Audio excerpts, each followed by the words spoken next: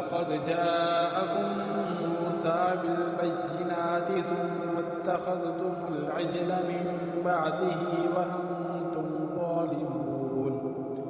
وإذ أخذنا ميثاقكم ورفعنا فوقكم الطور خذوا ما آتيناكم بقوة واسمعوا قالوا سمعنا وعصينا وأشربوا في قلوبهم العجل بكفرهم قل بئس ما يأمركم به إيمانكم إن كنتم مؤمنين